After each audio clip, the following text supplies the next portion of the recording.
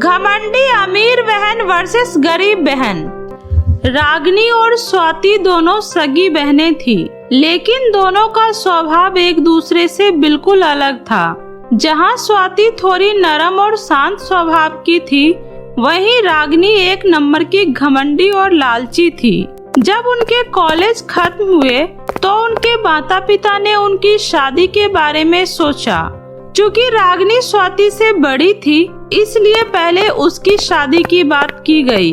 तभी एक दिन रागिनी और स्वाति अपने माता पिता के संग बैठकर बातें कर रही थी। तभी उसके पिता रामनाथ कहते हैं, अरे रागिनी बेटी, मैंने तुम्हारे लिए एक लड़का पसंद किया है और ये देखो लड़के की फोटो। पिताजी, पहले तो आप ये बताइए, लड़का कितना पढ़ा लिखा है और उसका घर कितना बड़ा है? क्योंकि मैं नहीं चाहती कि मेरी शादी किसी गवार या किसी गरीब इंसान से हो। अरे बेटी, लड़का सरकारी बैंक में मैनेजर है और अच्छा खासा पैसा कमा लेता है और उसके घर में किसी भी चीज की कमी नहीं है। फिर तो ठीक है पिताजी, मुझे रिश्ता मंजूर है। 1 महीने बाद बहुत ही धूमधाम से रागिनी की शादी अजय से हो जाती है। चूँकि रागिनी सबसे बड़ी बेटी थी, इसलिए उसके पिता ने उसकी शादी में कोई कसर नहीं छोड़ी थी और उन्होंने अपनी हैसियत से भी ज्यादा खर्चा किया था इस शादी पर, जिसकी वजह से उन पर बहुत ही ज्यादा कर्जा हो गया था। कुछ समय बाद स्वाति भी शादी के लायक हो गई। एक दिन रामनाथ अपनी पत्नी से कहता है, सुनो, मैंने स्वाति के लिए भी एक लड़का पसंद किया है, लेकिन ये लोग रागिनी के ससुराल वाले जितना अमीर नहीं है, लेकिन लड़का बहुत अच्छा है और उसका अपना मकान भी है और एक छोटी सी दुकान भी है। सुनिए जी, अपनी बेटी स्वाति खुश तो रहेगी ना वहाँ? अरे हाँ, क्यों नहीं। और चाहता मैं भी यही था कि हमारी बेटी रागिनी की तरह ही स्वाति की शादी भी बड़े धूमधाम से हो, लेकिन पैसों की कमी की वजह से मैं ऐसा नहीं कर पा रहा और मैंने बड़े बड़े घरों में उसके रिश्ते के लिए बात की, लेकिन पैसों की कमी की वजह से बात आगे नहीं बढ़ पाई। ये लोग बातें कर ही रहे थे, तभी वहाँ स्वाति आती है और वो अपने माता पिता की सारी बातों को सुन लेती है और कहती है, आप चिंता मत करिए पिताजी, आपने जहाँ मेरा रिश्ता तय किया है, मैं वहाँ पर बहुत खुश रहूंगी और मुझे तो बस आप लोगों का प्यार चाहिए। स्वाति की बात सुनकर रामनाथ थोड़ा चिंता मुक्त हुआ और फिर कुछ ही दिनों में बहुत ही सिंपल तरीके से स्वाति और गगन की शादी हो गई और स्वाति के ससुराल में केवल उसकी सास ही थी, जिसकी अक्सर तबीयत खराब रहा करती थी। स्वाति ने आते ही घर की सारी जिम्मेदारी को बखूबी संभाल लिया, जिससे उसकी सास को बहुत ही खुशी हुई और स्वाति दिन भर घर को संभालती थी और समय मिलने पर वह अपने पति की दुकान पर भी उनकी मदद किया करती थी। उधर रागिनी की जिंदगी पूरे ऐशो आराम से बीत रही थी। कभी वह शॉपिंग करती तो कभी इधर उधर घूमने जाती और उसका सारा समय इन्हीं सब चीजों में गुजरता था। एक दिन स्वाति और उसका पति गगन दुकान पर ही होते हैं, तभी वहाँ पर एक बड़ी सी गाड़ी आकर रुक जाती है और उसके अंदर से रागिनी और उसका पति अजय बाहर निकलता है और रागिनी के हाथ में एक मिठाई का डिब्बा भी होता है।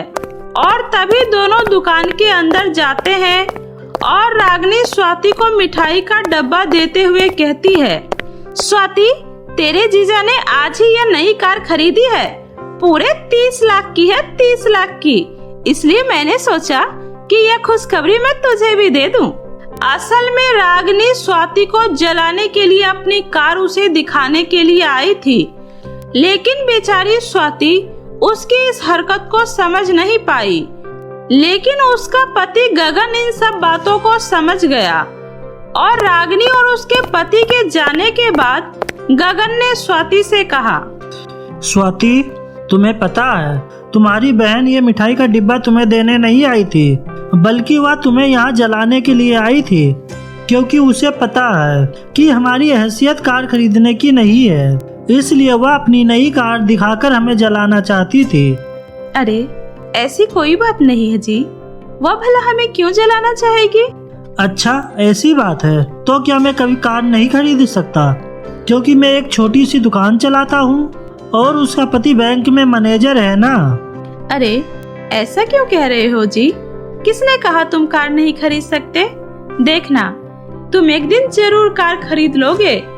और रागिनी दीदी के पति तो बैंक में काम करते हैं ना। देखा जाए तो वह एक तरीके से बैंक के नौकर हैं और उन्हें बैंक के हिसाब से ही काम करना पड़ता होगा।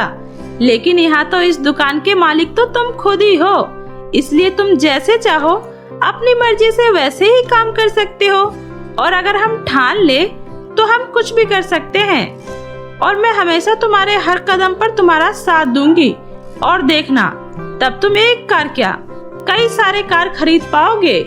गगन अपनी सारी चिंता को छोड़ पूरी जी जान लगाकर मेहनत की।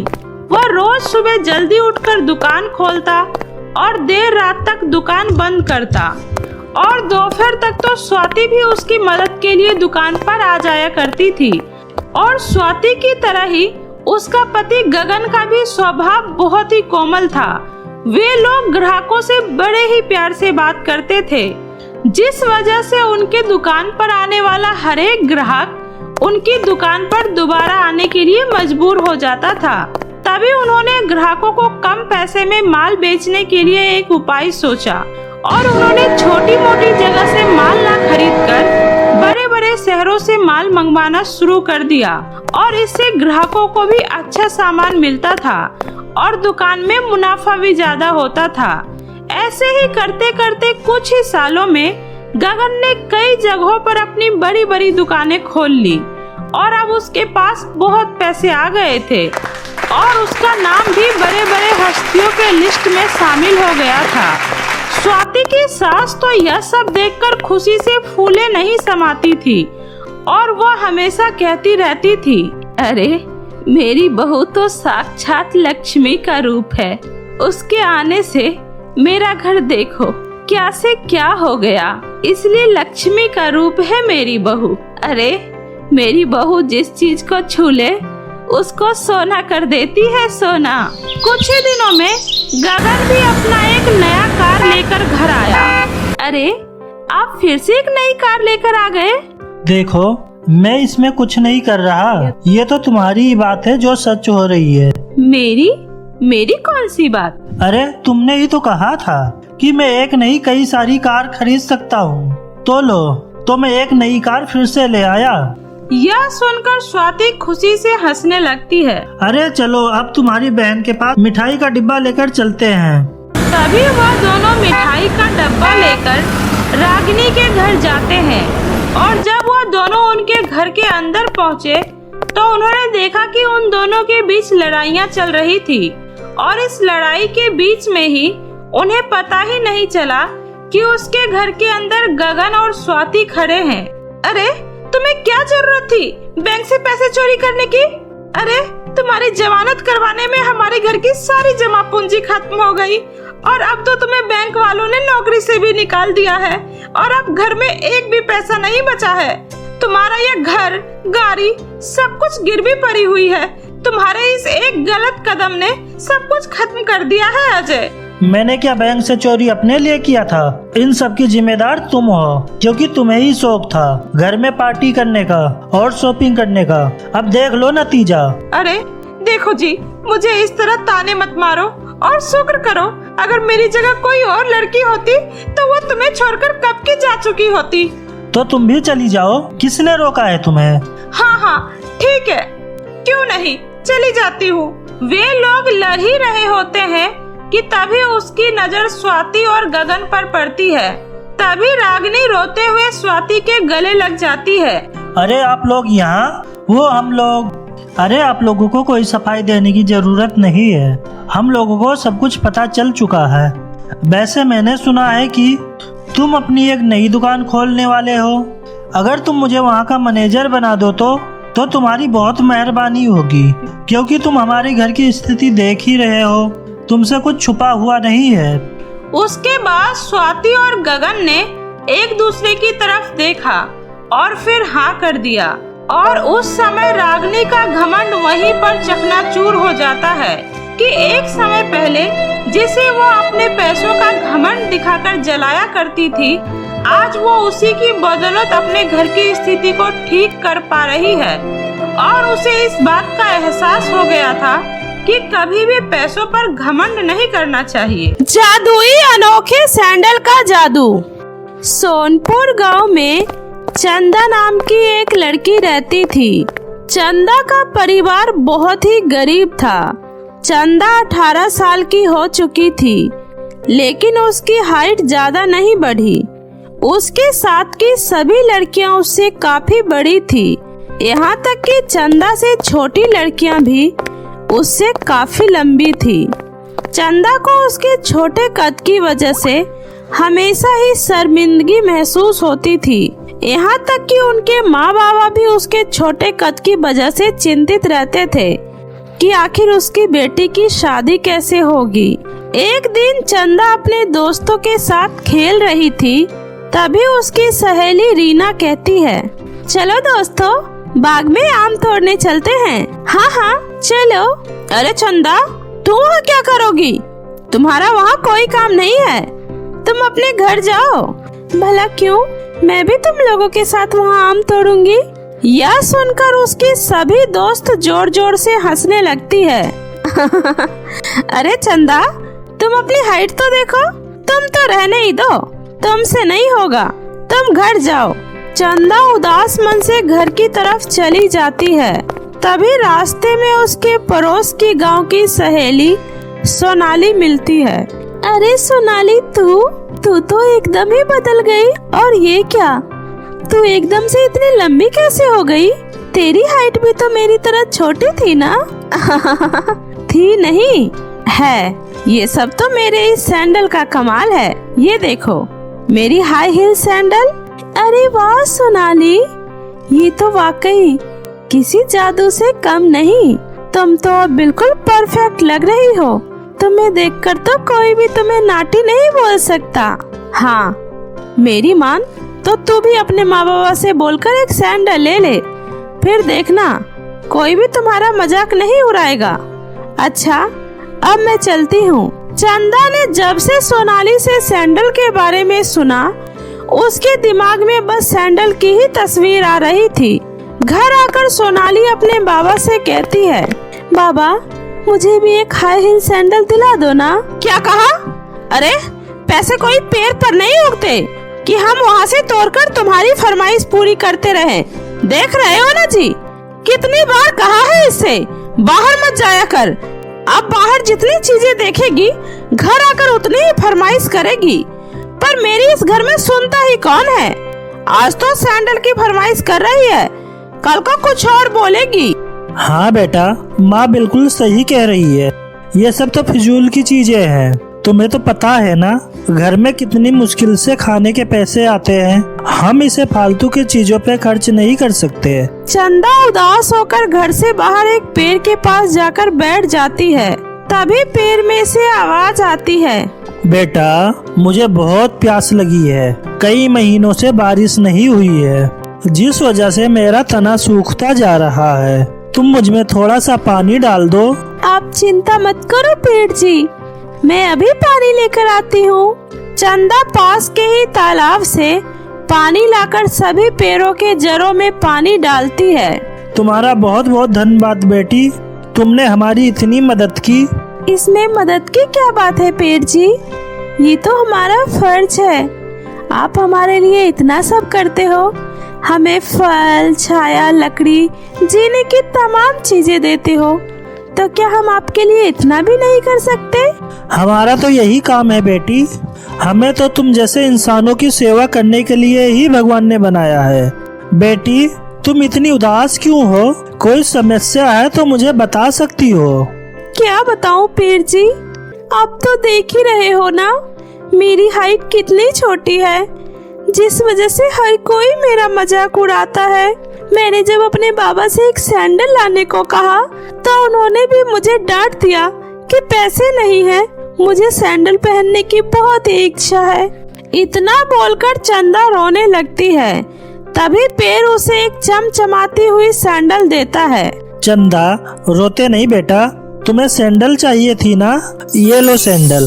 चंदा पेड़ का धन्यवाद कर खुशी खुशी उस सैंडल को घर ले आती है। मैं जल्दी से इस सैंडल को छुपा कर रख देती हूँ। अगर माँ ने देख लिया तो वो बहुत गुस्सा करेगी और मुझे ये सैंडल वापस रखाने को बोलेगी। माँ बाबा के काम पर चले जाने के बाद चंदा उस सैंडल को पहनकर अपने सहेलियों को दिखाने चली जाती है। राधा, रूपा, अर्चना, ये देखो मेरी नई सैंडल। तुम लोग मेरा बहुत मजाक उड़ाते थे ना नाटी नाटी बोलकर। अब तो मैं तुम लोगों के हाइट के बराबर हो गई हूँ ना। अब तो मैं तुम लोगों के साथ मिलकर आम भी तोड़ सकती हूँ और तुम सबके बराबर में चल भी सकती हूँ। यह सुनकर चंदा की सभी सहेली बहुत खुश होती है और इतना सुंदर सैंडल देखकर उसकी खूब तारीफ भी करती है। अरे चंदा, तुम्हारी सैंडल तो काफी महंगी लग रही है। आखिर तुमने इसे कैसे खरीद लिया? क्यों, क्या मैं सैंडल नहीं खरीद सकती? वैसे ये सैंडल मेरे पिताजी मेरे लिए लेकर आए हैं। चंदा की ये बातें सुनकर उसकी सभी दोस्त आश्चर्य में पड़ जाती है, क्योंकि सबको अच्छे से पता था कि चंदा का परिवार बहुत ही गरीब है। सच बता चंदा, किससे मांग कर लाई हो ये सैंडल? हाँ चंदा, तुम्हारे घर में तो एक टाइम खाना आ जाए यही बहुत है। एक बात तो मैं गारंटी से कह सकती हूँ, तुम्हारे बाबा ने तो तुम्हें ये सैंडल नहीं दिलाया है। बता किसने दिया? हाँ चंदा, अब दोस्तों से क्या छुपाना, बता कहाँ से मांग कर लाई है? कहीं तूने चोरी वोरी करना तो नहीं स्टार्ट कर दिया?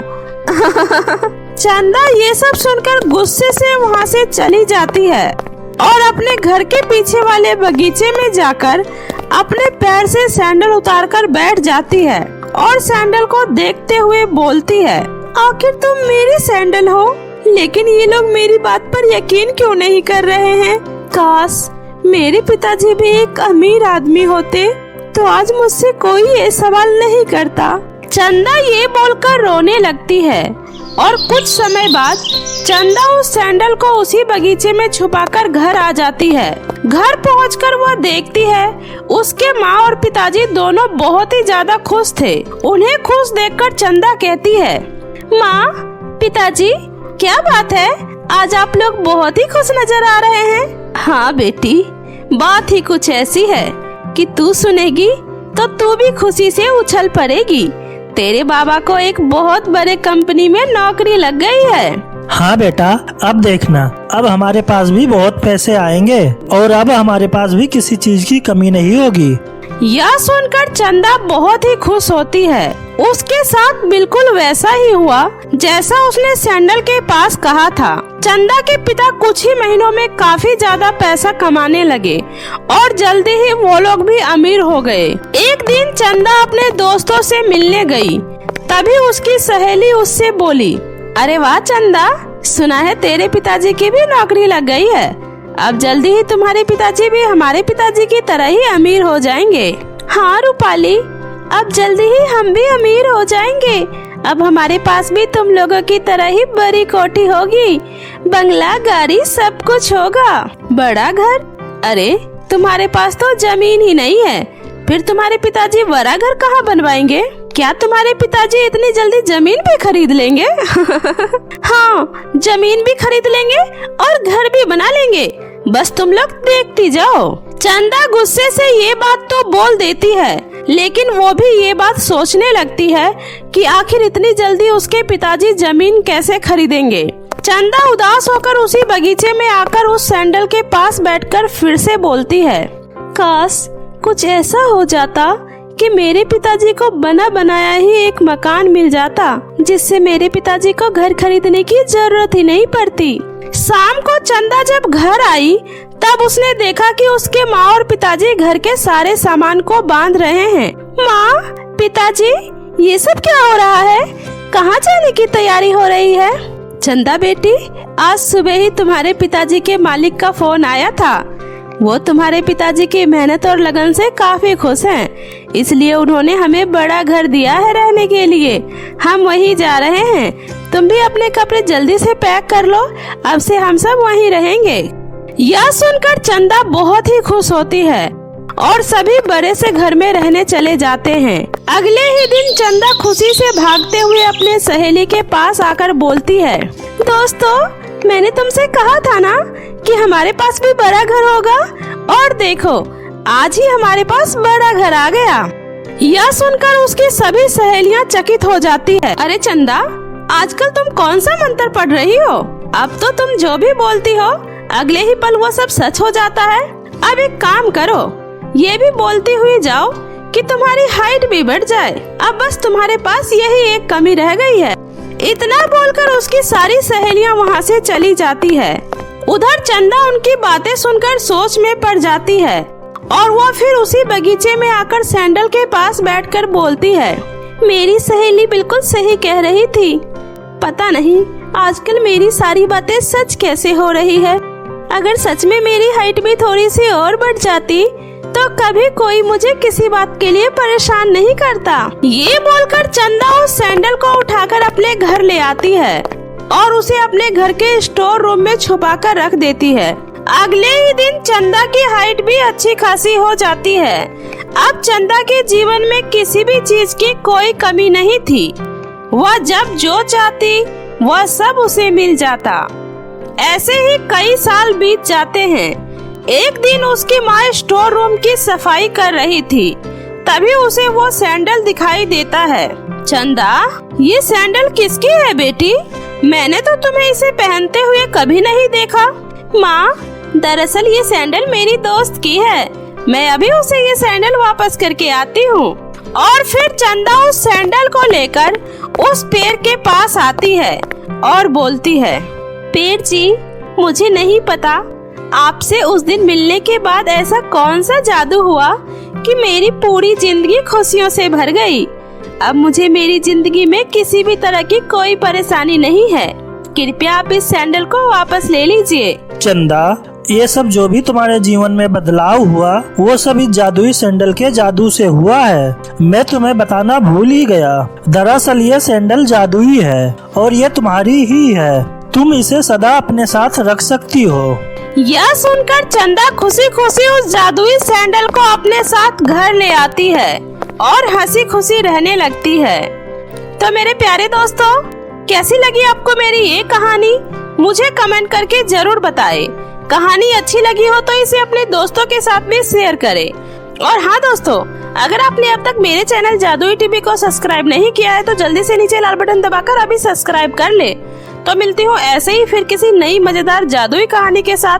तब तक अपना ध्यान रखें। बाय बाय दोस्तों।